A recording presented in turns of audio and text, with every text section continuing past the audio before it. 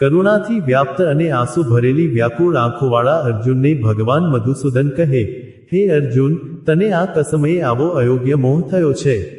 એ કીર્તિનો નાશ કરનાર તથા સ્વર્ગ પ્રાપ્તિમાં અડચણરૂપ છે. માટે કાયર ન બન. જે સુખદુઃખમાં સમાન ભાવે રહે છે તે જ અમૃત પ્રાપ્ત કરે છે, અને તે જ મોક્ષનો અધિકારી થાય છે. જેનાથી જગત વ્યાપેલું છે તેને અવિનાશી સત સમજ. શરીર નાશવંત છે. આત્મા કોઈને નથી મારતો કે નથી કોઈથી મરતો. તે તો જેમ મનુષ્ય જીર્ણ વસ્ત્રો ત્યજીને નવા વસ્ત્રો ધારણ કરે છે, તેમ જૂના શરીરો છોડીને નવા શરીરોમાં જાય છે.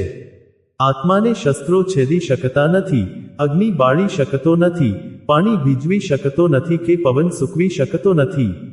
તે સર્વમાં રહેલો સ્થિર, અચળ અને સનાતન તથા અવિનાશી છે. જગતમાં જન્મેલાનું મૃત્યુ તો નિશ્ચિત જ છે અને મરેલાનો જન્મ પણ નિશ્ચિત છે. આમાં ફેરફાર કરી શકાતો નથી. ક્ષત્રિયને માટે ધર્મયુક્ત યુદ્ધ અધિક કલ્યાણકારી છે. તું જો યુદ્ધમાં માર્યો જઈશ તો સ્વર્ગ પ્રાપ્ત કરીશ અને જીતીશ તો રાજ્ય ભોગવીશ.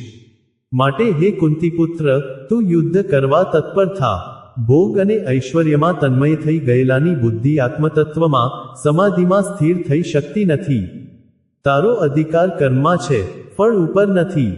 સમતાપૂર્વક કર્મો કરવા એ જ ખરી કાર્યકુશળતા છે. જ્યારે મનુષ્ય સર્વ કામનાઓને ત્યાગી દે અને આત્મ સ્વરૂપમાં સંતુષ્ટ રહે છે. જય શ્રી કૃષ્ણ.